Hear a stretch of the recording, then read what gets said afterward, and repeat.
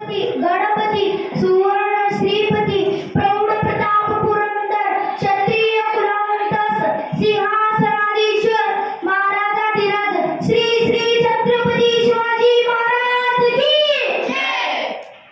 तलवारी तर सगळ्यांच्या हाती होती, ताकद सगळ्यांच्याच वाटत होते.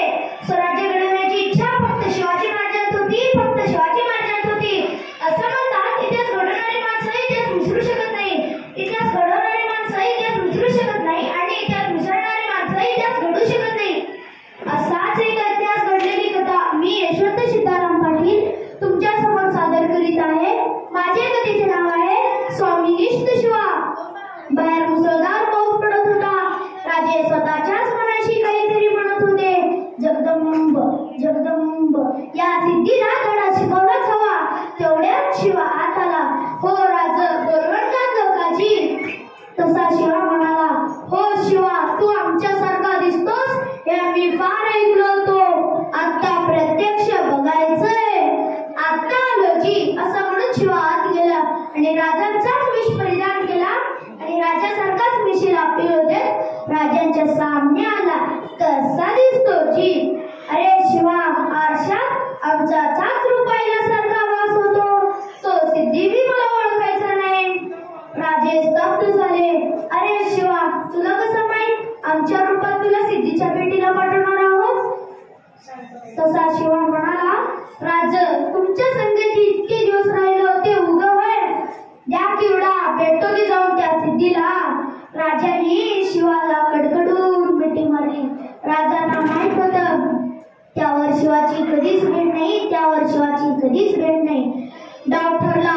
राजांनी सिद्धीला निरोप पाठवला. आम्ही तो करायला तयार आहोत.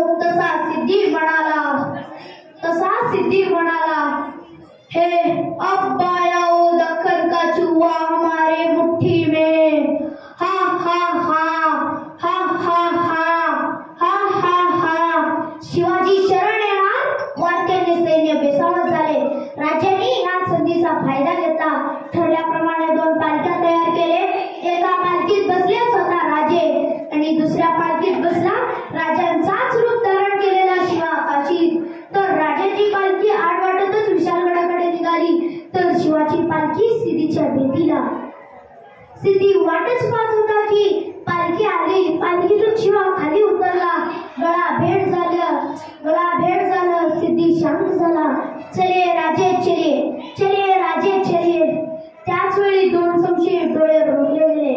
शिवाच्या शामियात पाऊल पडताच ते फुटफुटले. ए शिवाजी नहीं हो सकता क्या? मैंने तुम शमशेर निकाली. सपासप वार झाले. सिद्धी विचारला, सच बता तू है शिवाजी? तसा शिवा म्हणाला, अरे हो मीच आहे शिवाजी. अरे हो मीच आहे शिवाजी. तेव्हा दुसरा वार तिसरा वार वाराची पोछार झाली. सिद्धी पुन्हा विचारला, सच बता तू है शिवाजी? तसा शिवा म्हणाला, अरे हो मीच आहे शिवाजी. आता सिद्धी वळला त्या 2 संशयी डोळ्यांकडे. तो होता जरखानाचा मुलगा फाजल खान. सिद्धीने विचारला, तुम कैसे कर सकते हो? शिवाजी नहीं है. तसा फाजल खान म्हणाला, हुजूर मैंने देखा था अब्बाजान के कत्ल के वक्त कृष्णाजी भास्कर के शमशेर का वार शिवा के सर पर हुआ था.